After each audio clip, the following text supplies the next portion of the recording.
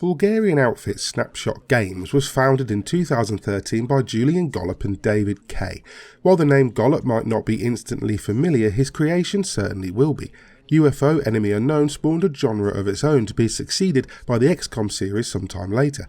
It comes as no surprise then that Snapshot's first big release is like a spiritual successor to XCOM Enemy Within and XCOM 2.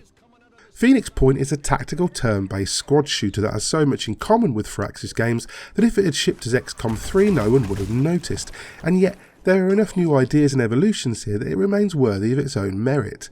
In this grim future, humanity has been decimated by the prehistoric Pandora virus, a global epidemic that mutates human and animal alike into grotesque, Lovecraftian abominations that pour from an infected sea. The Phoenix Project, a coalition of scientists, soldiers, philanthropists and philosophers, is Earth's last hope.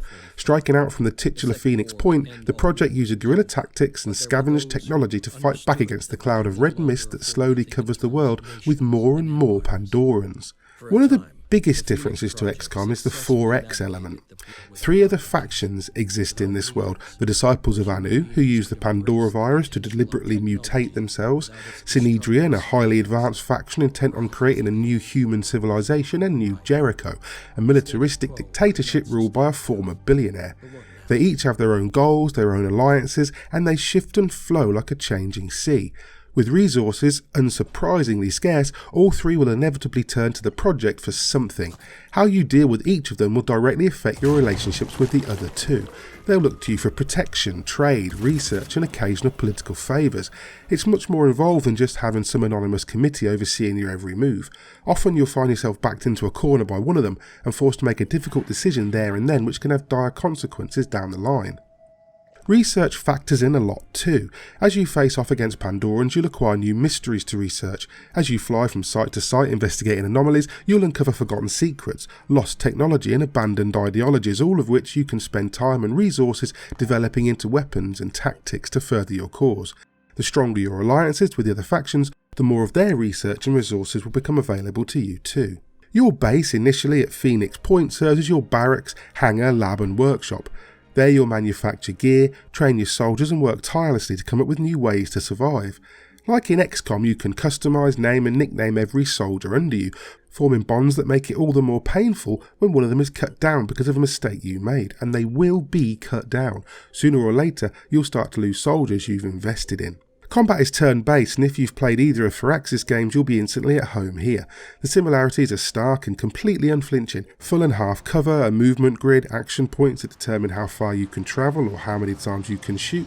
You have assault, heavy and sniper class soldiers, at least to begin with, and you can equip them all with grenades, spray-on medkits and ammo packs. Sound familiar? That's because it is. You can use words like homage and spiritual successor all you like, but the simple truth is this is built on the bones of XCOM and XCOM 2, even down to some of the animations and sound effects. Again though, even in the combat there's a genuine evolution. The game has an AI director of sorts that works behind the scenes of every procedurally generated playthrough to modify the Pandorans in accordance with how you play. They'll develop based on your common tactics, throwing up new mutations and whole new species to combat the overly successful general. For example, I favour advancing in tight formation, using cover and positioning to separate and punish the enemy. Before long, the AI picked up on this and started throwing mind control and Pandorans into the mix that annihilated my carefully laid plan. Enemies develop powerful ballistic shields or mutate into boss-like monstrosities that can spawn in other Pandorans or launch plasma from biological mortar cannon. One of the biggest changes to established formula is the addition of a free aim mode in combat. Chance to hit is thankfully a thing of the past. You won't find yourself missing a 95% chance to hit from 3 feet away here. Instead, the only things that can impede your accuracy are terrain, distance, elevation and the state of your soldiers. Each bullet is tracked as a separate entity, so if you fire a burst at an enemy, you'll be presented with a circle within a circle which represents the possible spray. The further you are away, for example, the larger the projected area and the less likely your bullets will all find their mark. You can counter this along with certain enemy shielding tactics by using the free aim, which works almost like Fallout's VAT system to target specific body parts like the head or exposed limbs. In addition to more familiar strategies like Overwatch and cover destruction, it's a handy trick and unique to Phoenix Point.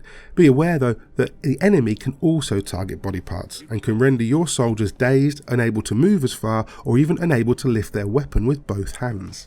All the time you'll be in the thrall of the red mist, a spreading crimson stain that creeps across the geoscape, swallowing settlements, known as havens, and resources. Your job is to push back against the mist, liberating captured havens and destroying Pandoran nests and lairs as you go. By scanning areas using satellite uplinks and exploring sites of interest, you'll find resource caches, hidden bounties that boost your performance, people in need, or even extra bases. The more bases you have, the more transports you can build, meaning you can deploy larger and larger squads to the field. You'll face human enemies as well as alien, and the difficulty escalates quickly.